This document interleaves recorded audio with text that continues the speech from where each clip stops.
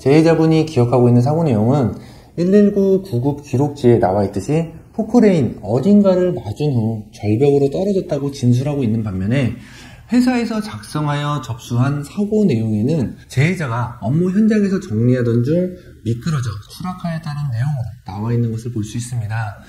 산재 같은 경우는 사고 내용이 조금 달라도 업무 연관성만 있다면 승인받는 데에는 큰 문제가 없지만 보험회사에다가 청구하는 이런 근제보험은 이런 사소한 사고 내용 문구 차이로 굉장히 큰 손해를 보게 되는데요. 가뜩이나 보상액만 커지면 어떻게 해서든 깎으려고 혈안이 되어 있는 보험회사인데 이번 사고로 재해자분은 평생 걷지 못하는 하반신 마비가 되었습니다. 보험회사에다가 청구하는 손해액을 도대체 어떻게 산정해야 하는지 모르셔서 사건을 위임을 해주셨는데요.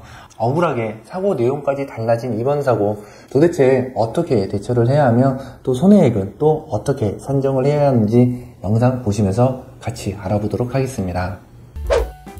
일단 사고 내용 다른 거 이거는 지금 와서 근로복지공단을 통하여 사고 내용을 변경한다는 건 사실상은 거의 어렵습니다. 재해자분이 진술하는 이런 내용만 확인할 게 아니고 이제 그때 당시 사업주의 의견도 한번 다시 들어봐야 하는데 지금 상황에서는 사업주의 협조가 전혀 이루어지지가 않습니다. 그리고 오늘 말씀드린 사고 내용 포크레인의 운전을 사업주가 직접 하였다고 해가지고 아마도 본인한테 피해가 올 것이 무서워서 사고 내용 자체를 피해자가 작업 도중에 미끄러졌다고 진술을 한 것 같습니다.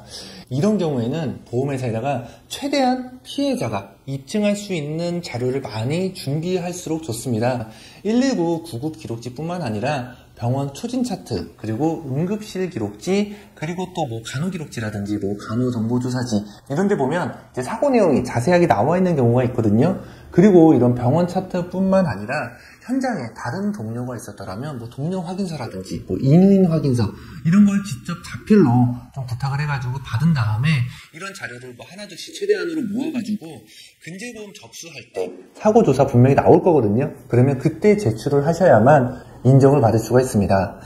사실 사업자한테 받는 게 가장 핵심적인데 이게 현실적으로는 영 쉽지가 않습니다. 뭐 사고 조사가 다 끝나가지고 본인한테 피해가 가는 것도 없는데 아무래도 말을 바꾼다라는 게 이제 본인한테는 영 찝찝해서 그런지 협조가 안 되는 경우가 대부분입니다.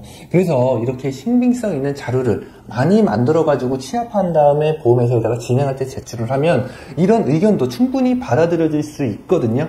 그렇기 때문에 이런 고충이 있다라고 하시면 이런 점도 있다라는 거 참고하시면 될 것 같고요.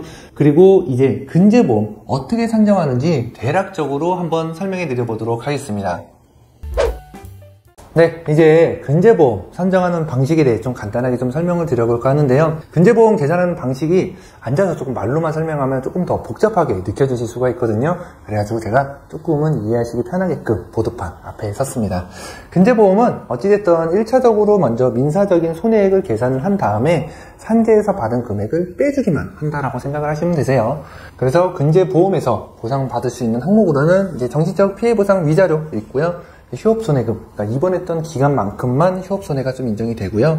그 다음에 이 일실수입이라는 것은 후유증, 장애에 대한 보상액이라고 생각을 하시면 되세요. 그래서 근제보험 진행할 때는 산재장애 등급과 별개로 후유장애 진단서를 다시 한번 끊으셔야 되시거든요. 그래서 그 기준은 이제 맥브라이드 방식 기준으로 발급을 받게 되는데 오늘 말씀드리는 재해자분은 이제 하반신 마비가 되셨기 때문에 100%에 대한 장애율이 나오는 상황이고요. 그 다음이 이 개업비는 다른 말로 하면 간병비라고 해요. 신체에 마비가 생기면 아무래도 혼자서는 좀 일상생활 하기가 어렵고 다른 사람의 도움이 필요하겠죠. 그래서 개업비, 간병비로도 보상을 받으실 수가 있고 산재는 비급여 치료비가 보상이 안 되죠. 그래서 퇴원하실 때 비급여 사용하신 있으셨으면 재해자분이 그거를 납부를 하고 퇴원을 하셨을 건데 그래서 재해자분이 사용하셨던 이런 비급여 치료비 이것도 근제보험에서는 다 보상이 이루어집니다.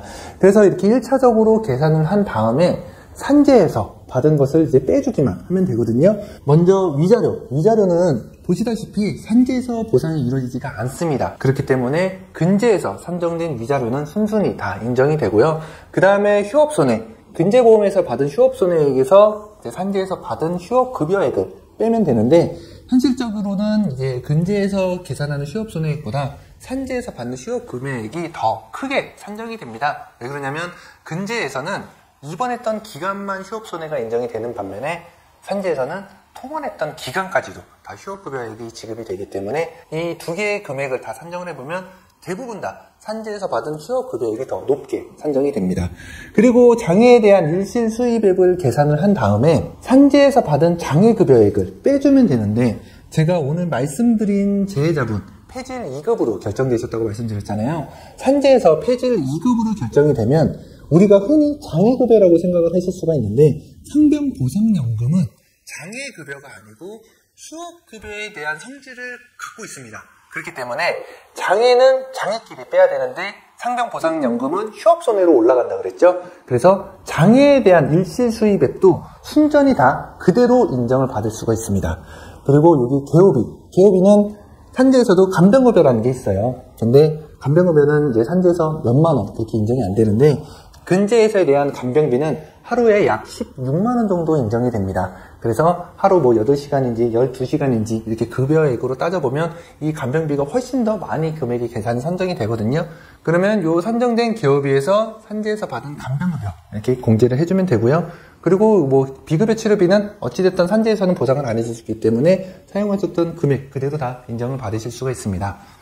여기서 대부분 재해자분들이 착각하는 가장 큰 거 하나가 있는데, 산재에서 휴업급여 30% 못 받고 70%만 받죠. 그러면 못 받은 이 30%를 근제보험에다가 청구를 해가지고 보상을 받을 수 있을 거라고 생각을 하시는데, 아까 말씀드린 것처럼 근제에서의 휴업손해액은 입원했던 기간만 인정이 되고 산재에서 휴업급여는 통원기간까지 인정이 된다라고 말씀드렸잖아요.